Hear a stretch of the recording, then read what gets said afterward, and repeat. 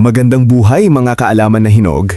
Alam niyo ba na habang tayo ay nagtatanim ng kamote, okra o saging sa ating bakuran, may mga taong pinag-aaralan ang lupa hindi para sa tanim, kundi para sa isang bagay na mas mahalaga.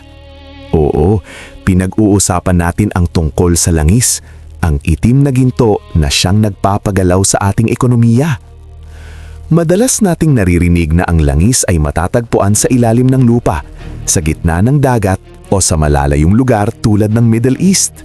Pero paano kung sabihin ko sa inyo na ang mismong lupa na nilalakaran ninyo, ang lupang minana ninyo sa inyong mga magulang o ang bakuran na pinagtatamnan ninyo ng gulay ay posibleng mayroon palang deposito ng langis?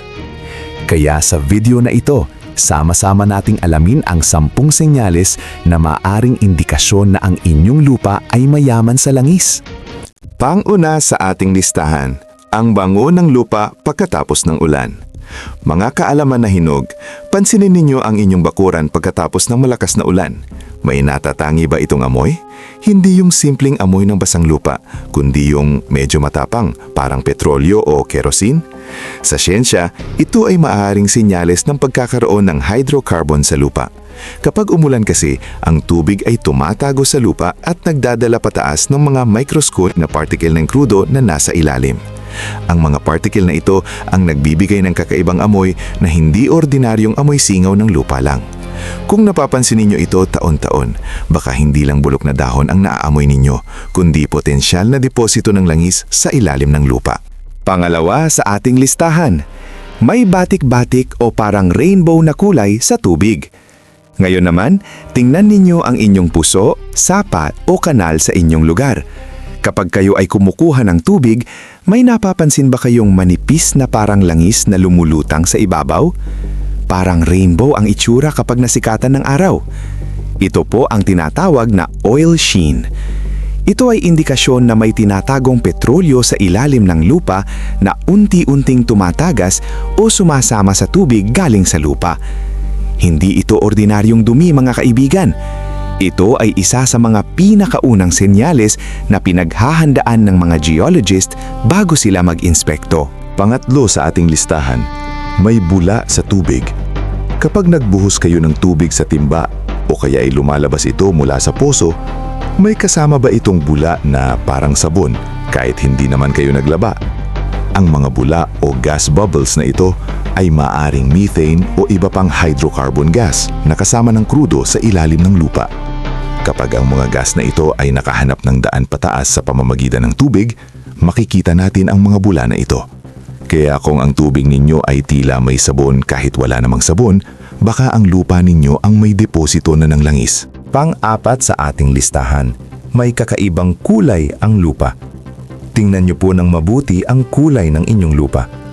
Ang ordinaryong lupa po kasi ay karaniwang itim o brown, depende sa mineral nito. Pero kung napapansin ninyo na ang inyong lupa ay may pula, dilaw o kulay abo na hindi karaniwang sa inyong lugar, ito ay maaaring senyales ng soil alteration. Sa madaling salita, ang kimikal na taglay ng langis sa ilalim ay maaaring magbago ng kulay ng lupa sa ibabaw sa paglipas ng milyong taon. Ang mga kulay na ito ay resulta ng oksihenasyon o pagbabago ng mineral dahil sa patuloy na pag-aakyat ng mga gas mula sa ilalim ng lupa.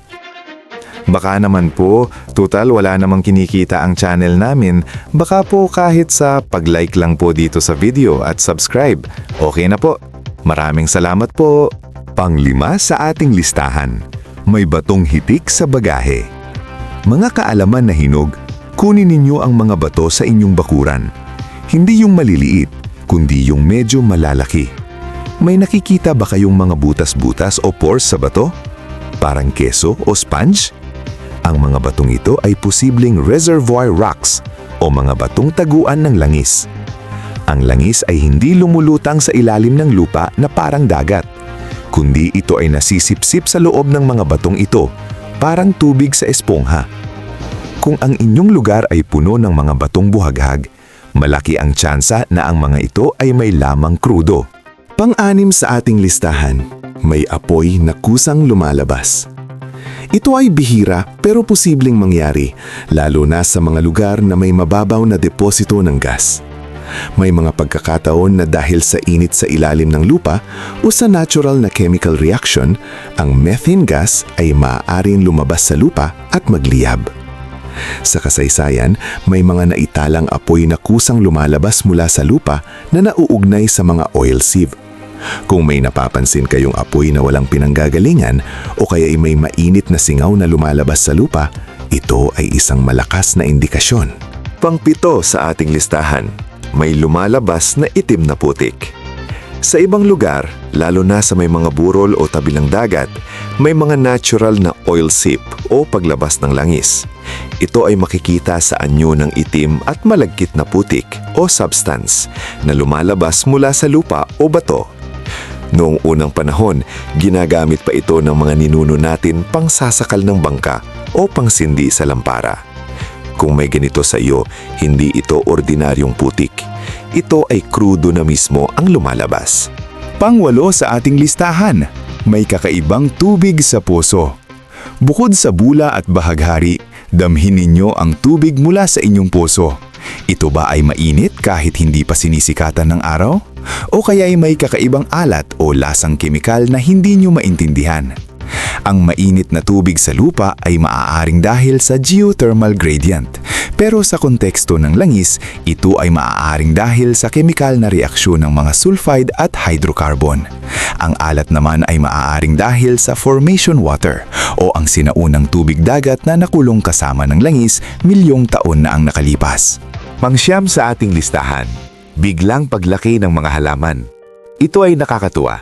May mga siyentipikong pag-aaral na nagsasabing ang mga halaman na tumutubo sa ibabaw ng oil deposits ay maaaring mas malago, mas matingkad ang kulay o kaya ay mas mabilis tumangkad kumpara sa mga halaman sa paligid nito.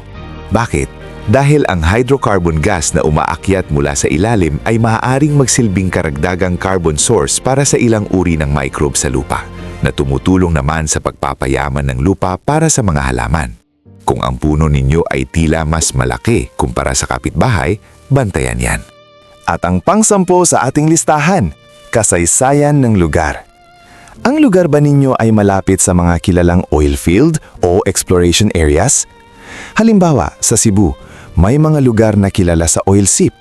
Sa Isabela, may mga naunang pag-aaral ang gobyerno. Kung ang lupa ninyo ay nasa ganoong uri ng geological formation o kung alam ninyo na noong panahon ng mga Amerikano ay may mga dayuhang nag-drill sa inyong bayan, malaki ang posibilidad na ang inyong luta ay nasa sweet spot para sa langis. Mga kaalaman na hinog, ang 10 ito ay mga senyales lamang na batay sa aking pagre-research na galing sa mga eksperto sa larangan ng heolohiya. Hindi ito garantiya na kayo ay uunlad bukas, ngunit ito ay isang malinaw na tawag upang pag-aralan ang inyong lupa. Kung napapansin ninyo ang kahit 2 o 3 sa mga senyales na ito sa inyong bakuran, huwag kayong mag-aksaya ng panahon. Kumonsulta sa Department of Energy, DOE, o sa mga pribadong geologist. Baka ang inyong maliit na bakuran ay may malaking potensyal na hindi nyo inaasahan. Mga kaalaman na hinog, huwag kalimutang i-share ang video na ito sa inyong mga kamag-anak sa probinsya, lalo na sa mga may malalawak na lupa.